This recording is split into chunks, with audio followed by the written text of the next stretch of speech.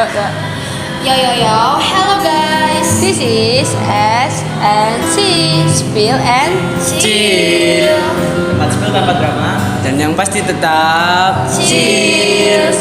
Oke guys, di sini kalian tidak hanya ditemani oleh kita berempat, tapi kita akan mendatangkan satu narasumber yang akan menginspirasi kita, akan memberi kita motivasi, dan topik yang akan kita bahas ini cukup relate untuk beberapa orang ya, untuk banyak orang tentunya, buat para remaja-remaja ini yang hits ini. Oke, sebelum itu kenalin, aku Keisha. Aku Catherine. aku Septian. Dan di sini mulai nggak sih kita panggil narasumbernya? Boleh tuh. Boleh. Ada siapa sih narasumbernya? Sama ayo, ayo. Siapa? Oke, kita panggil ya. Ada Andi. Tadi kan kita udah perkenalan diri nih. Gimana kalau sekarang Kokonya perkenalan dulu supaya teman-teman yang nonton tahu siapa sih Koko ini? Oke, halo semuanya. Salam kenal semuanya. Nama aku Andika Alexander, tapi biasanya dipanggil Candy. Keseharianku aku seorang psikolog yang fokusnya memang ke dunia industri dan organisasi, dan tetapi di dalam kesehariannya, di dalam pelayanan, aku juga mendampingi untuk anak-anak dan remaja. Karena kan kita tahu bersama kalau anak-anak dan remaja sekarang itu perkembangannya semakin ini ya cepat, semakin dinamis gitu kan. Jadi aku mendampingi juga di remaja gitu.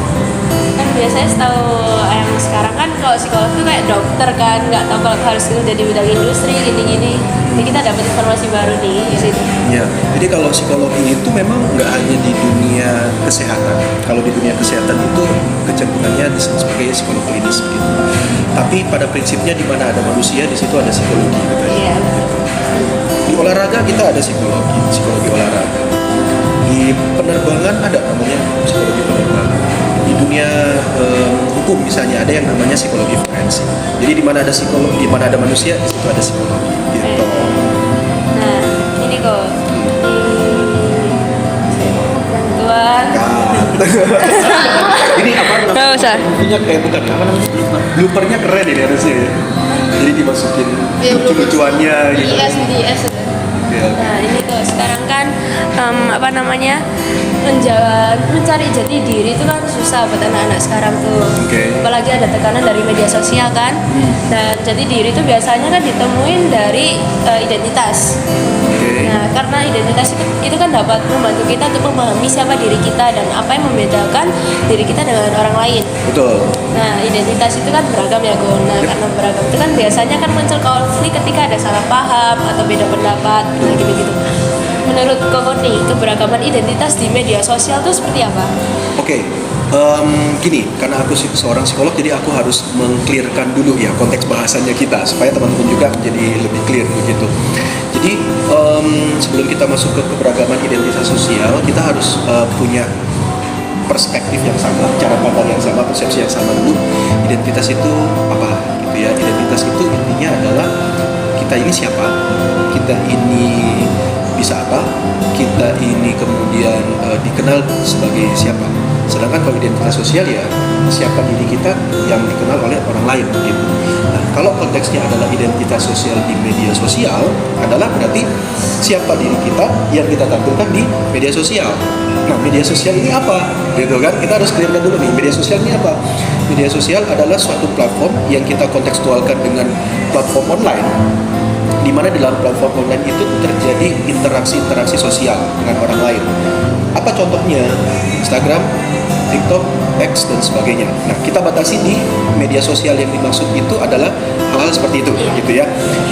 Aku sepakat dengan Keisha tadi bilang bahwa di media sosial itu ada berbagai macam identitas sosial yang akhirnya kita sebut sebagai keberagaman identitas sosial, begitu. Nah, keberagaman identitas sosial itu ada banyak macam. Ada identitas sosial profesional. Berarti misalnya kayak contohnya aku sebagai psikolog, maka aku menampilkan di medsosku, di Instagramku, postinganku, kontenku berkaitan dengan dunia psikologi. Nah, itu berarti aku akan membangun identitas sosialku sebagai seorang psikolog. Atau misalnya gampangannya teman-teman itu adalah seorang pemusik. Kalian jago main piano misalnya. Lalu kemudian kalian bangun identitas sosial itu di media sosial sebagai piano. Ini kan beragam. Ya. Ini beragam. Nah, itu yang dimaksud dengan identitas sosial, atau tidak hanya profesional, identitas sosial dari sudut pandang hobi. Contoh, kalian hobi memasak, memang tidak ditampilkan muka kalian di medsos, di postingan kalian, tapi yang kalian tampilkan itu adalah kalian masak memasak lalu kalian rekam, terus kalian posting. Nah, itu identitas sosial kalian sebagai yang hobi memasak. Itu keberagaman identitas sosial di media sosial, maksudnya seperti itu. Jadi beragam dan juga ini ya, sesuai dengan passion kita gitu.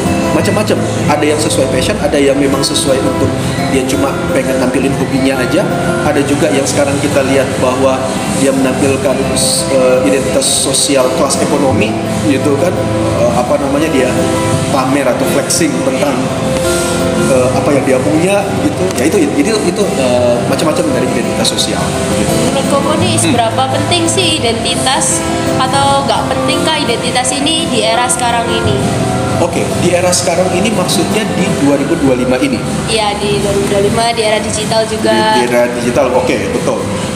Seberapa penting atau tidak itu depends dari kita. Sekali lagi, kita nggak bisa membagi dunia itu ya atau tidak, hitam atau putih, karena dunia itu abu-abu, teman-teman, gitu ya. Nah, ini depends dari dia menggunakan media sosial itu tujuannya untuk apa. Kalau misalnya dia itu menggunakan media sosialnya untuk kepentingan karir, kepentingan profesinya, profesionalitasnya, ya itu akan menjadi sangat penting. Karena kita sudah bahas tadi, identitas sosial itu adalah seseorang atau sekumpulan orang akan kenal kita siapa. Jadi kalau misalnya aku pengen menjadi seorang pemusik atau penyanyi dan aku ingin orang lain mengenalku itu, maka sangat begitu penting identitas sosial ditampilkan di medsos. Tetapi kalau misalnya medsos itu kita hanya gunakan sebagai stalking atau second account-nya kalian, ya itu menjadi kurang penting begitu. Jadi intinya gini, poinnya adalah penting atau tidak tergantung kalian tujuan untuk menggunakan media sosial itu tuh. Kalau kalian untuk personal branding, kalau untuk ekspresi diri, kalau untuk menunjukkan kalian ini siapa, kalian mampu apa, itu, maka itu akan menjadi begitu penting. Tapi kalau enggak, bukan tujuannya untuk itu, hanya untuk bermain-main saja media sosial, kok rasanya menjadi tidak terlalu penting. Identitas sosial itu untuk benar-benar kalian tampilkan, kalian tonjolkan, gitu kurang lebih.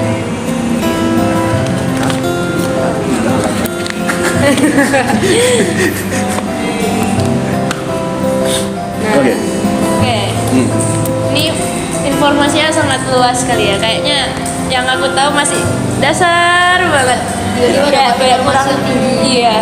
Dan kayak sesuai dengan realita anak-anak sekarang. Ya. Gitu. Saya ada yang mau tanya lagi nggak nih ke pokoknya? Itu sekarang giliran aku yang mau bertanya. Oke. Aku mau bertanya tentang krisis identitas di media sosial itu seperti apa saja? Krisis identitas di media sosial. Oke, kita ambil general dulu.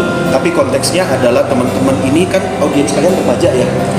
Remaja lah ya. Nah, jadi aku akan bawa dalam konteksnya itu remaja. Remaja itu adalah salah satu tahap perkembangan manusia, di mana salah satu kondisi remaja itu adalah kebingungan identitas. Dia dirinya siapa? Kayak tadi Kesha bilang, pencarian jati diri begitu. Kalau kita ngomongin krisis identitas, konsepnya krisis identitas dulu ya, bukan di media sosial ya. Jadi krisis identitas itu secara sederhana adalah kita tuh bingung. Kita ini siapa? Tujuan hidup kita apa? Dan bagaimana kita berinteraksi dengan dunia kita? Kita bingung tuh. Aku ini siapa ya? Aku ini mampuku apa ya? Talentaku apa ya? Potensiku apa ya? Oh, aku adalah seorang penyanyi, tapi aku bisa menjadi pemusik. Tapi juga aku adalah seorang chef. Aku juga seorang pelukis loh. Aku siapa? Itu krisis identitas. Kalau dalam konteksnya atau dalam media sosial adalah berarti kita itu bingung. Diri kita itu yang akan kita menampilkan di media sosial itu siapa? Nah, bisa saja ketika kita menampilkan diri kita di media sosial sebagai orang yang pria, sebagai orang yang wow gitu ya, yang benar-benar kalau istilah kalian sigma lah ya, keren banget gitu. Tapi dia bisa saja pada saat dia di luar kamera dia menjadi seorang yang pendiam banget. Iya betul. Iya kan, dia menjadi seorang ya intinya gampangnya kasarannya adalah dia itu berpura-pura di medsos. Ya betul, banyak sih yang kayak Banyak kan gitu ya, misalnya, banyak. halo guys, gue di sini kayak gini, Iya. abis itu kameranya mati langsung, aduh, gue capek banget kayak gitu, Iya. gue nggak suka kayak gini. Nah itu kind of krisis identitas begitu. Atau paling gampang kalian deh menggunakan anonim kayak gitu. Nah ini kan anonim. Loh, harusnya idealnya ketika kalian membuat media sosial ya, kalian ini harus ada foto profil di situ. Tidak boleh ada anonim. Kenapa kok ada anonim? Buat Macam-macam gitu ya. Ya intinya krisis identitas di media sosial itu kita bingung dengan siapa. Begitu itu kurang. Oh, begitu ya. Menurut Koko bagaimana sih dampak dari krisis identitas di media sosial? Dampaknya ya, dampaknya ya otomatis karena dia nggak tahu ya dia siapa, dia akan menjadi bingung dengan dirinya. Iya kan? Iya. Ketika perasaan bingung itu dilanjutkan, maka akan muncul kecemasan. Ih, aku ini siapa ya? Aku penyanyi, aku student, aku siapa? Akhirnya cemas. Ketika perasaan cemas terus-menerus melanda, maka potensi-potensi talenta-talenta yang sudah Tuhan berikan ke kita akhirnya nggak bisa kita lihat dengan jelas. Misalnya, kita itu talenta yang Tuhan berikan itu sebagai seorang penyanyi, tapi karena kita itu bingung dengan identitasnya kita krisis identitas lah istilahnya kamu tadi, akhirnya kita tidak melihat bahwa aku tuh bisa loh nyanyi, aku tuh punya kemampuan loh menyanyi, dan akhirnya itu yang tidak bisa kita munculkan, tidak bisa kita maksimalkan. Kecemasan pun akan terjadi dengan kita. Bahasanya kalian overthinking apa segala macam begitu. Apalagi melihat anxiety gitu kan. Iya. Apalagi melihat teman-teman kalian di media sosial, wow kayak gini. Kalian boleh melakukan social comparison. Kalian membandingkan diri kalian. Akhirnya ya, dampaknya kalau kita terlalu membiarkan krisis identitas, satu, kita merasa kita bisa menjadikan sesuatu yang cemas. Yang kedua, potensi kita, talenta kita nggak bisa kita maksimalkan. Kayak gitu. Tapi kan kayak jujur aku sendiri kayak bingung, aku nih suka main musik, bisa main musik, terus suka masak, bisa nyanyi, tapi aku nih sebenarnya bakatku apa? Mama juga bilang belum tahu kemampuanku tuh di mana, jadi kayak aku bingung, kadang overthinking juga kayak dia bilang kok tadi bisa kayak duh gimana ya nanti masa depannya, cari kerjanya gimana, kan itu ya biasanya ngepasin passion kita di mana kayak gitu-gitu. Betul. Terus kadang kalau udah capek, nangis atau depresi itu kan kadang anak-anak sekarang suka nyebutnya anxiety, dikit-dikit anxiety. Nah gitu. Loh, susah ya ternyata. Sebenarnya itu yang menarik. Memang susah, tapi teman-teman pasti bisa kok untuk mengenal diri sendiri, untuk bisa yakin kalian tuh potensinya apa. Tetapi itulah yang dinamakan dengan masa remaja. Masa untuk mengenal jati diri kalian yang sesungguhnya apa. Yo, aku bisa paham itu susah, tapi bukan berarti tidak bisa kalian atasi. Pasti bisa. Satu motivasi ya teman-teman ya dari gogonya. Terus tadi kan kata Kezia juga kan setiap talent tuh kan kadang ada passionnya kan. Kita tuh kan kadang punya gimana ya talent, tapi kita tuh nggak punya passionnya. Tapi kita tuh punya passionnya, tapi kita nggak punya talentnya gitu. Iya. Itu yang sulit. Iya. Tahu ada tambahan? Enggak. Oke. Jadi gini, kalau teman-teman gini, kenapa dari tadi aku harus meluruskan istilah-istilah yang teman-teman gunakan? Itu sebenarnya nggak apa-apa, istilah-istilah yang kalian gunakan. Tapi jangan sampai istilah-istilah yang teman-teman gunakan itu tidak tepat dengan maksud atau kebenaran dari istilah tersebut. Contoh, teman-teman tadi sempat menyebutkan depresi. Wah, kita jadi depresi gitu. Teman-teman, ketika kalian itu merasa drop, kalian tuh merasa sedih dan sebagainya, itu belum tentu depresi. Nah, ya itu. Gitu loh. Jadi bisa saja cemas doang. Bisa saja cemas doang, tidak sampai depresi. Jadi memang harus hati-hati menggunakan istilah, termasuk istilah passion. Nah, istilah passion itu artinya sesuatu aktivitas atau sesuatu yang benar-benar kalian suka, yang benar-benar kalian itu cintai, yang benar-benar itu kalian itu mau terfokus di situ. Contoh, kalian tuh passion di bidang memasak. Artinya kalian itu hidupnya itu untuk memasak. Kalau bisa dilebaikan adalah 24 hours your life just for cooking. Mau kalian mau nggak makan, mau kalian mau bagaimana, ya karena passion kita sebut memasak itu adalah passion kita benar-benar mau tekuni itu. Jadi misalnya nih, kita masak 1-2 kali, makanan kita angus, atau netizen hujat makanan kita, makanan lu nggak enak men, kita tuh nggak drop, malah itu kita gunakan sebagai motivasi kita untuk, ayo aku harus belajar itu. Tapi ketika kalian itu bilang bahwa, wah aku passionnya di musik, tapi kemudian orang bilang, alah suaramu false banget, dan kalian drop, oh kayaknya passionku bukan di sini, berarti itu bukan passion. Nah, konsep yang tepat adalah minat dan bakat sebenarnya. Minat dan bakat. Minat itu apa? Yang kalian suka apa? Minat. Itu minat. Lihat saya gambar, gitu. Aku suka gambar, which is aku minat gambar. Ya, Bakat itu apa? bakat yang ada dalam diri kita aja. Kemampuan yang ada di dalam diri kita, atau bahasa rohaninya talentanya kita. Begitu. Idealnya bakat dan minat itu harus sejajar, harus sama. Jadi kalau aku bakatku adalah menyanyi, maka minatku juga menyanyi. Aku harus suka menyanyi. Tapi kan ada orang, aku suka nyanyi, tapi bakatku gak iso nyanyi. Bakatku gambar. Itu gap namanya. Atau misalnya, aku bakatku adalah di menyanyi, tapi minatku di matematika. Beda kayak gitu. Bedanya jauh ya. Bedanya jauh. Jauh. Nah, pertanyaannya adalah bagaimana agar supaya bakat dan minat ini bisa seimbang. Banyak cara. Salah satu caranya adalah memang kita harus mengenal diri kita. Aku ini kelebihanku apa, kelemahanku apa, aku suka di mana. Lalu kemudian kita bisa tanya ke orang. Contoh, aku rasa minatku di gambar. Misalnya kalian merasa begitu. Kayaknya aku minatku di gambar deh. Aku bakat nggak ya? Kita bisa tanya ke teman kita. Bro, sis, aku gambarku bagus nggak? Aku jago gambar nggak? Kayak gitu. Kalau misalnya kita dapat validasi dari beberapa orang yang berbeda dan validasinya sama, bisa jadi bakat minat kita memang dimenggambar. Cara berikutnya adalah ya psikotes minat bakat. Oh ada ya psikotes minat bakat? Ada psikotes bakat minat bakat. Dulu kan kita pernah ikut. Itu buat psikotes yang kayak itu gak sih? IQ dan sebagainya. Iya. Iya, tapi Itu kita juga a kind of untuk menentukan bakat minatnya kita. Contoh, kita pengen dimasuk ke kedokteran. Minat dong berarti, Iya. minat ke kedokteran. Bakat kita ada nggak di kedokteran? Belum tentu, makanya kita psikotes.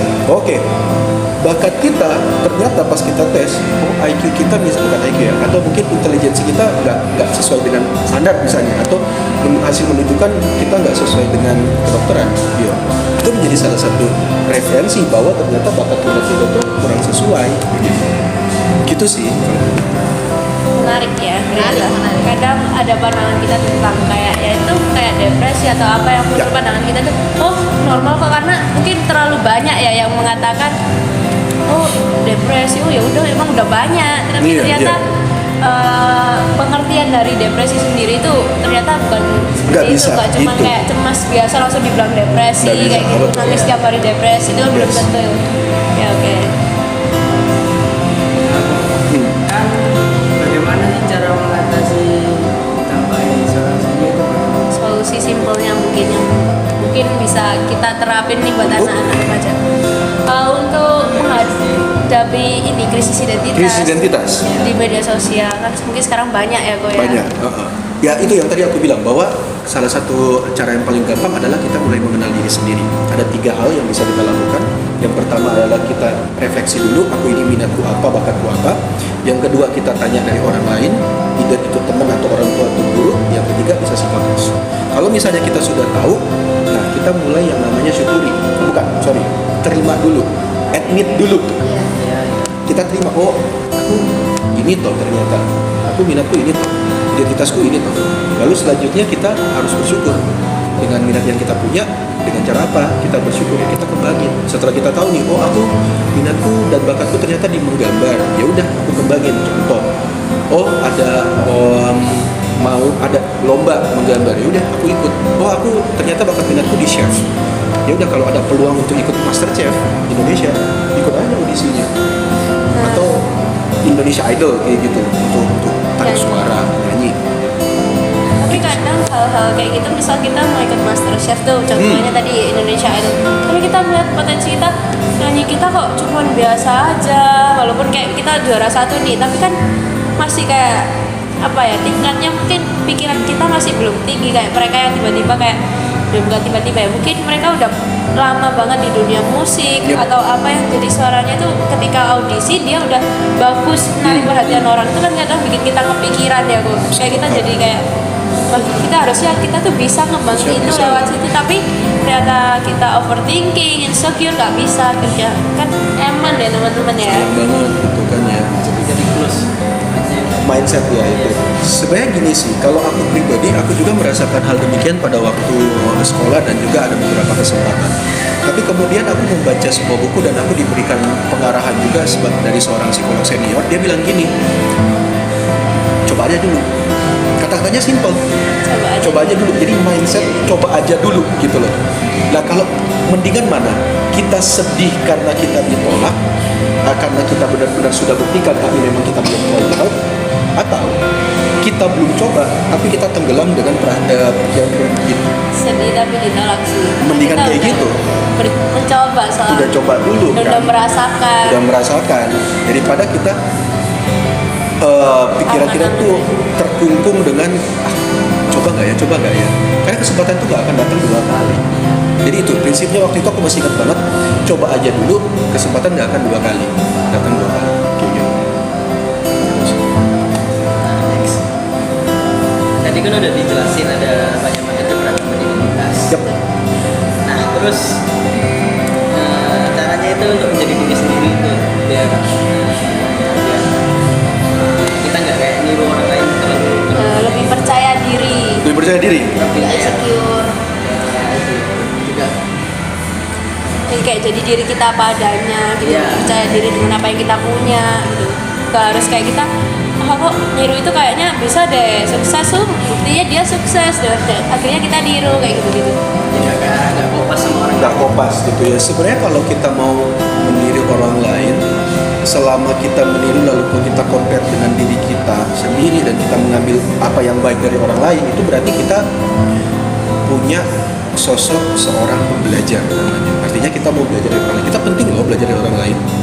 Jadi kalau menurut aku, misalnya nih ada orang lain, kita boleh melihat dia, tapi kita itu mencontoh yang baik-baik itu dari dia. Lalu kemudian dari kita pribadi sendiri ya harus punya keyakinan bahwa selalu aku gini, kalau aku mengatasi overthinking seperti itu ya, maksudnya aku membandingkan dengan orang lain, sebenarnya aku selalu bilang kayak gini. Jadi aku selalu self talk dan aku praktekkan sampai sekarang. Dia itu keren ya. Aku pengen jadi seperti dia, apanya? Aku konkretkan apanya dari dia ya aku pengen jadi seperti itu. Contoh, aku punya idola psikolog senior. Aku bilang ke diriku sendiri, pas aku lihat di Instagram, aku pengen loh jadi seperti dia karena dia mampu melakukan konseling secara keren dan bisa mengatasi kasus-kasus yang sulit. Nah, berarti kan jelas tuh. Oh, dia itu mampu mengatasi kasus-kasus konseling yang sulit.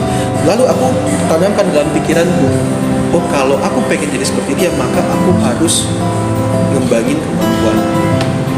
Jadi selalu mindsetku seperti itu. Apakah akan muncul perasaan gak enak?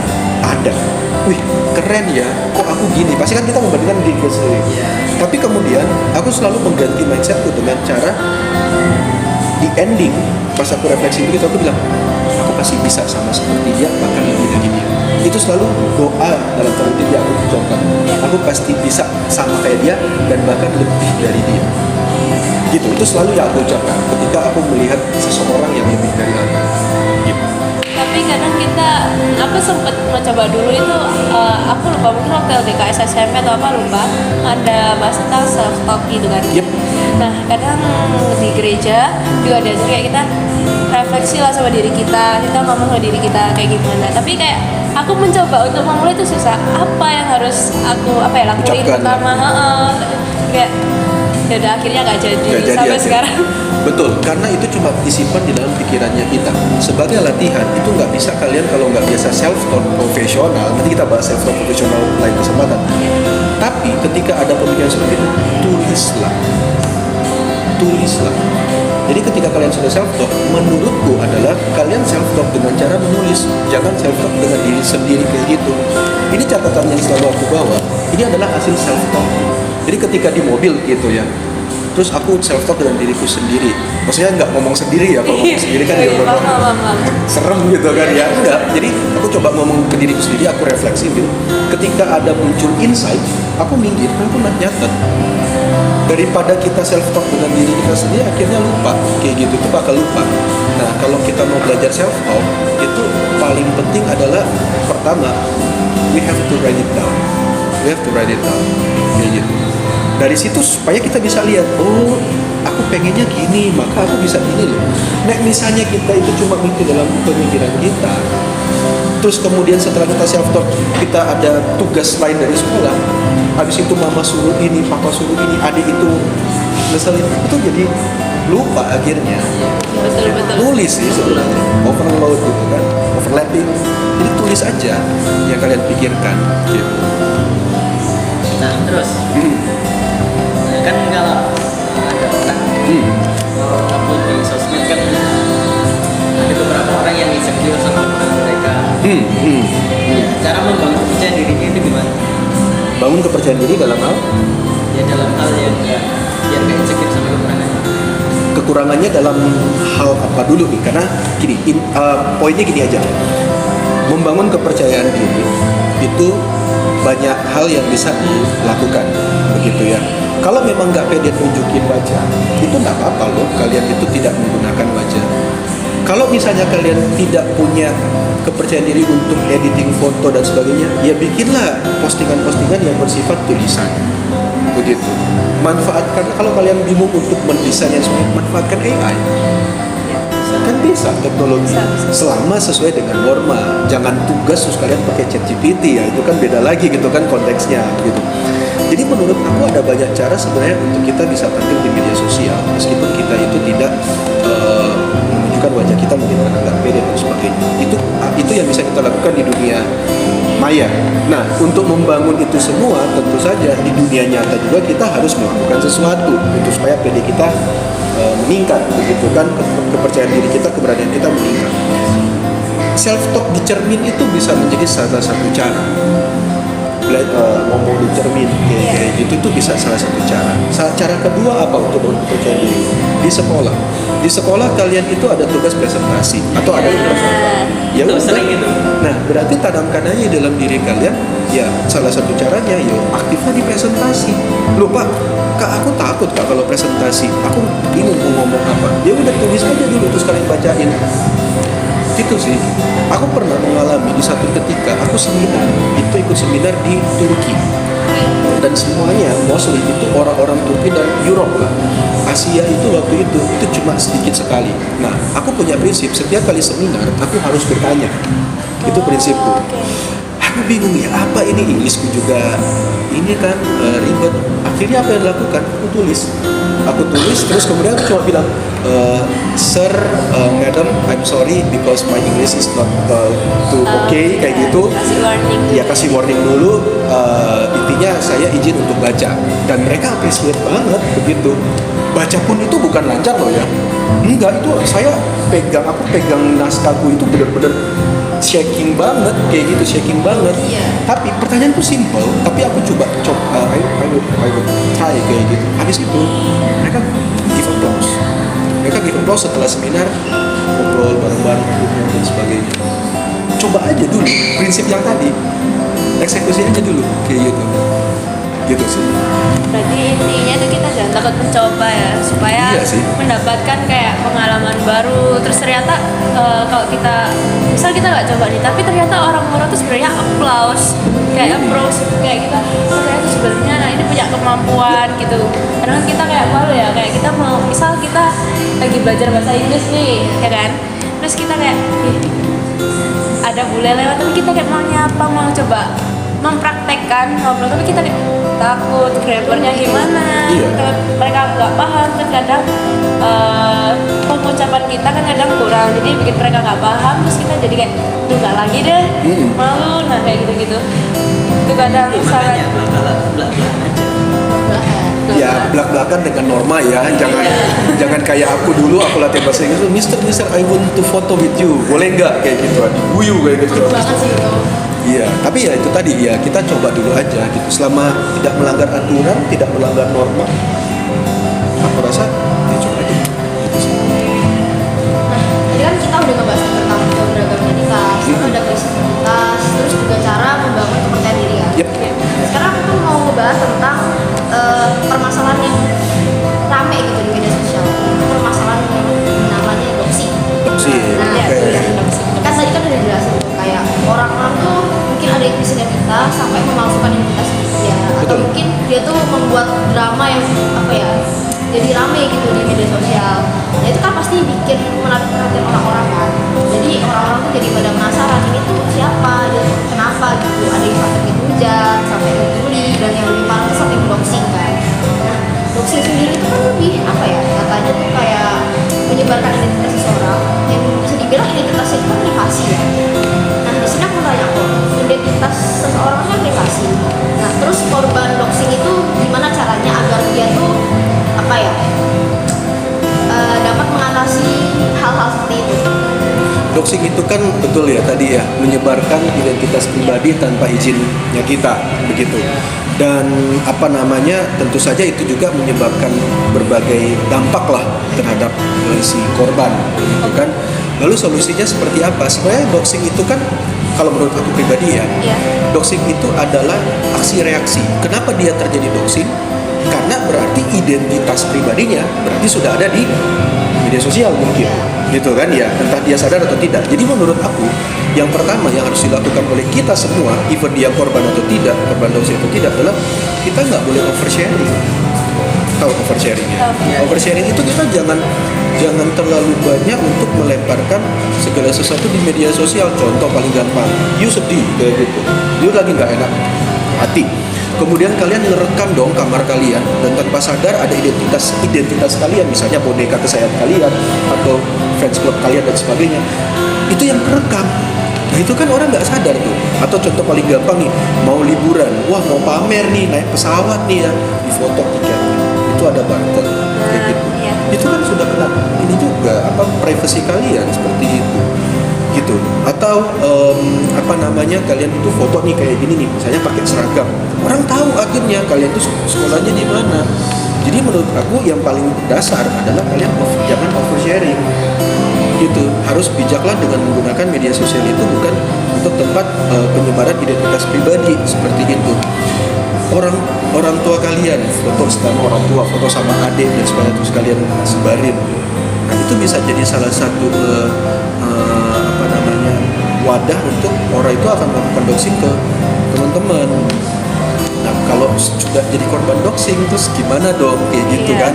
Ya gampangannya ya memang harus cerita ke orang lain, jangan disimpan sendiri. Karena kan korban doxing itu kan biasanya, kalau kasus yang pernah aku handle ya, korban doxing itu dia secara mental dia cemas banget, ada perasaan cemas, dia takut banget apa ya, jadi terhantui, wah identitasku bakal Berat banget ya berat banget, berat banget, bener, takut didatengin, takut diintimidasi sama orang lain kayak gitu. kadang kan bisa jadi kayak makin dibully, alah cuma gitu aja. Bener, malah gitu doang kok kayak Iya. gini, terintimidasi lah kayak gitu tuh bahasanya.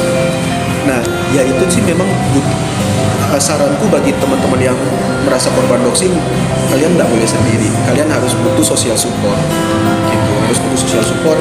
Kalau di sekolah carilah guru BK atau kalau Ngomong-ngomong guru BK nih guys, sorry ya guys lah. Kadang tuh anak-anak sekarang tuh mau cerita ke teman deket aja kadang masih takut. Yep. Cerita ke orang tua takutnya dimarahin Betul. ini. Ke guru BK kadang di guru BK nih apa ya, bisa aja cerita ke guru terus gak sengaja cerita ke yang lain, kan jadinya privasinya tuh apa ya, kayak hilang kayak gitu. Jadi kita tuh mau cerita bingung, mau mendem juga, kalau Bingung, kata ya. anak tuh juga bingung, nggak boleh juga. gini, aku masih percaya bahwa guru BK di sekolah manapun itu adalah profesional, begitu, profesional. Jadi kode etik mendasar dari seorang dosen adalah tidak menyebarkan informasi dan cerita dan sebagainya, gitu. Itu kode etiknya dan aku masih percaya itu. Tetapi kalau misalnya ada case-case yang membuat kalian itu mistrust gitu atau jadi tidak percaya lagi, dan tapi di sisi lain kalian tuh pengen cerita, menurut aku yang paling bisa kalian lakukan adalah bisa aja kalian melalui tulisan anonim, kalian kirim kayak gitu, kirim ke BK atau apa segala macam, itu juga menjadi salah satu cara agar supaya kalian juga bisa menyalurkan emosinya dan juga kalian bisa tertangani kayak gitu. Begitu sih. Lalu kan buat ini tadi di medsos sendiri kita kan dijelasin ya, kebanyakan media sosial kan yang pegang tuh bermacam ragam orang ya, ada yang dari remaja sampai udah dewasa, atau mungkin yang udah berumur juga gitu. Anak kecil kadang pegang pakai akun orang tuanya, nah itu Iya, iya. banyak banget. Itu pasti banyak, kadang banyak banget masalah yang muncul sih kalau kayak gitu. Padahal kan masih kecil, harusnya masih belum boleh ya. Belum boleh untuk medsos. Medsos kadang kan sampai dia kasus-kasus saya sekarang kan kayak dia udah bisa sampai bersedekah gitu-gitu. Nah itu kan bahaya ya sebenarnya. Terus kan kalau untuk yang udah dewasa, yang berumur, udah kerja gitu kan masih bisa handle gitu ya, cara penggunaan medsos yang medsos. benar gitu. Untuk yang di bawah umur nih kok, menurut Koko nih saran dan tipsnya, saran dan tips untuk semuanya deh yang pengguna medsos itu gimana? Agar bisa menggunakan medsos itu lebih bijak gitu. Oke. Kalau yang belum di bawah umur berarti yang tidak sesuai dengan ketentuan dari media sosial itu ya. Ya. Kan di media sosial kan ada ketentuan usia. Ya jangan pakai medsos. Nah tapi Itu tuh pertama biasanya ya. kan pakai ini ya umur biasanya. Umur palsu kan ya. Nah dipalsuin. Dipalsuin toh. Heeh. Ya itu memang ya makanya aku bilang kalau memang yang teman-teman di bawah yang merasa di bawah umur terus kalian tidak mau seperti itu ya jangan pakai medsos. Itu secara simpel gitu. Tapi in case kalau misalnya kalian itu bandel gitu ya, ini aku tegur keras nih ya. Kalau kalian bandel sudah tahu di bawah umur tapi kalian tetap pakai medsos, terus antisipasinya gimana? Yaudah, satu, jangan oversharing. Itu pertama. Yang kedua, jangan pakai foto profil yang aneh-aneh. Itu penting karena orang tertarik dengan kalian itu selalu, bukan selalu, mostly yang dia lihat pertama kali apanya? Foto profil. Foto profil kalian. Jadi upayakan foto profil yang kalian gunakan itu tidak aneh-aneh. Definisi tidak aneh-aneh kalian pasti tahu. Bagi yang cowok ataupun cewek menggunakan baju yang pantas. Begitu. Itu yang pertama. Yang berikutnya, yang kedua, yang pertama kan jangan oversharing. Yang kedua kan foto profil. Yang ketiga, konten yang kalian share di medsosnya kalian. Ya, konten itu ya jangan yang melanggar aturan, jangan melanggar norma, politik, sosial, sara kayak gitu. Kemudian apa? Jangan jadi netizen plus 62 yang buruk lah. Artinya ketika kalian mau komen itu diperhatikan komennya. Soalnya gini, prinsipnya simpel. Kamu mau nggak gitu? Itu aja. Selalu tanyakan ke diri kalian.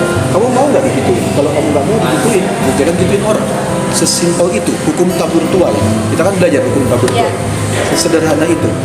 Kalau kalian memang sudah greget banget nih pengen komen nih, mau hate speech misalnya, mending kalian diem kayak gitu.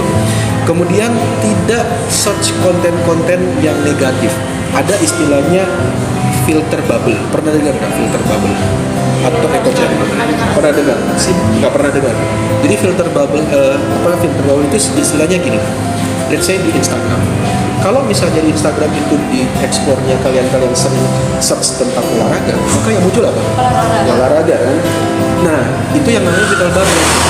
Tapi kalau misalnya kalian itu sering search itu yang negatif-negatif, maka ya akan sering muncul apa? Yang negatif itu. Yang negatif-negatif. Nah, itu kan kontrolnya di kalian. Begitu, kontrolnya di kalian. Jadi, jangan search yang aneh-aneh supaya tidak muncul tuh yang aneh-aneh. Yang terakhir, aku mau kasih saran yaitu pastikan screen time. Menurut WHO, yang dikatakan berlebihan itu kalau lebih dari 2 jam menggunakan aplikasi itu. Jadi nek misalnya kalian cek screen time kalian PUBG kalian sudah 3 jam, ya wes stop dulu hari itu. Gitu. Nah itu saranku untuk supaya bisa bijak dalam bermedsos. Tapi mungkin ini ya kalau di logikanya teman-teman nih, kadang kan kayak kita Screen time. buka HP screen time itu cuma 2 jam. Buka apa 2 jam? Ya makanya Ya itu kayak kadang banyak yang nggak terima kan anak-anak muda. 2 jam buka apa kita? Cuma buka satu aplikasi udah capek. Udah nggak boleh main HP lagi dong berarti kalau cuma hanya boleh 2 jam kayak gitu. Betul. Nah makanya kayak ya jadi apa ya? Jadi makin kebablas juga ya. Kebablas. Tetap ujung-ujungnya memang kita kontrol diri sih. Nah, disinilah remaja itu belajar bahwa kontrol diri itu penting sekali. Jadi orang tua mau sita HP kalian mau apa, pasti kita akan mencoba mencari berbagai cara untuk supaya itu akan kembali. Betul. Iya kan? ya udah kalian sudah tahu negatifnya apa. Mata kita bisa rusak, leher kita, bentuk tubuh kita bisa rusak karena kita terlalu kayak gini. Ada istilahnya brain rot. Nah, dengan istilah brain rot macam-macam. Udah tahu negatifnya kayak gitu ya kan, tinggal kalian mau pilihnya bagaimana. Gitu. Kita orang tua berusaha ngomongin kalian mau pakai kekerasan pun kayak gitu ya, mau disita HP-nya kayak gitu. Tapi misalnya dasarnya teman-teman itu bandel, ya siap-siap aja dampaknya. Itu sih. Ya.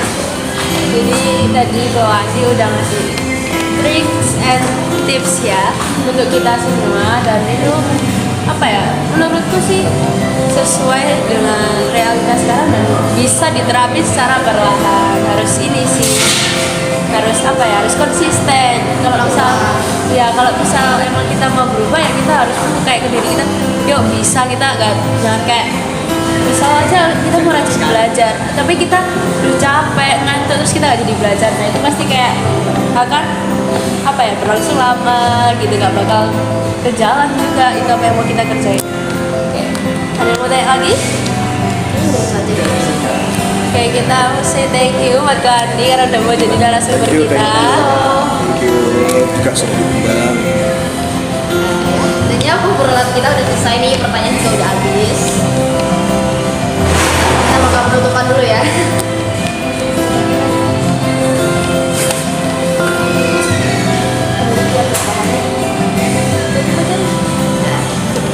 Udah banget nih. Iya, kamu aja. Tolong dong. Dari sini. Oke. Ini IG-nya boleh nih. IG-nya boleh. Nah, IG-nya boleh tuh, nanti kita akan taruh di video. Yang mau konsul boleh sama Bu Andi. Orangnya seru kok guys, nggak yang nggak sesuai ekspektasi kita. Dia chill sesuai nama podcast kita, Esensi Spill and Chill. Oke, kita akan tutup podcast ini dan jangan lupa buat like, Comment And share. dan subscribe. see you, bye bye. See you.